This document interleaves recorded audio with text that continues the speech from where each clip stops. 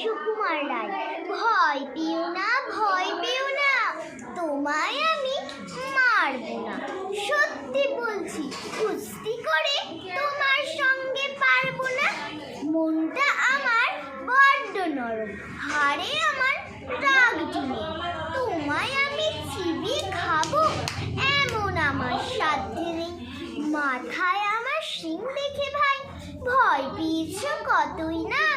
জানো না মোর মাথার ব্যারাম, কাউকে আমি গুতোই না।